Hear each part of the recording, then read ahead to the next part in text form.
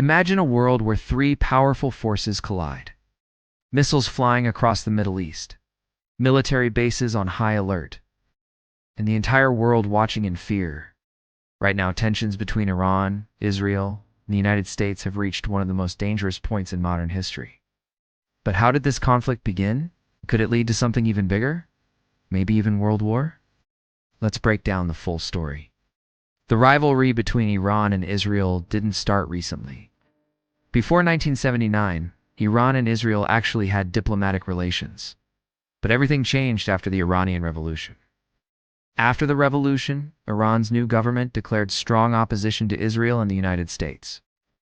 Over the years, Iran supported groups like Hezbollah and other regional allies. Israel accused Iran of trying to build nuclear weapons. The United States imposed heavy sanctions on Iran. These tensions slowly built up for decades, and eventually, the conflict started turning into direct military confrontation. In 2025, the situation exploded. Israel launched massive airstrikes targeting Iran's military bases and nuclear facilities. Iran quickly retaliated with hundreds of missiles and drones aimed at Israeli cities. For days, the Middle East looked like it was on the brink of a much larger war. Thousands were injured, and many civilians were displaced. Although a temporary ceasefire stopped the fighting, the peace didn't last long. The conflict was only getting started. In February 2026, a major turning point happened.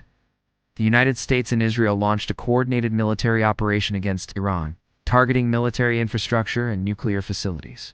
The strikes hit several major Iranian cities, including Tehran, Isfahan. Kermanshah. The goal was clear: destroy Iran's missile capabilities and stop its nuclear program. But Iran didn't stay silent. Iran responded by launching drones and ballistic missiles at Israel, U.S. military bases in the Gulf, several allied countries in the region. Suddenly, the conflict was no longer just regional. It was becoming global. As the war escalated, the consequences spread across the Middle East. Missile strikes and air attacks hit multiple targets. Reports indicate that hundreds of people were killed and thousands injured during the fighting. At the same time, shipping in the Strait of Hormuz faced disruption. Oil prices started rising. Global markets became unstable. Iran also warned that any further attacks would have serious consequences. Meanwhile, the United Nations and global leaders called for immediate de-escalation. But the situation remained extremely tense. The biggest fear right now is escalation. If more countries join the conflict, the situation could spiral out of control. For example, Russia and China have political ties with Iran. NATO countries support the United States and Israel. If these alliances become directly involved, the conflict could turn into something much bigger. That's why many experts say diplomacy is the only real solution. The Iran-Israel conflict is more than just another regional war. It's a complex struggle involving politics, nuclear power, military alliances, and global security. The next decisions made by world leaders could shape the future of the Middle East, and possibly the entire world.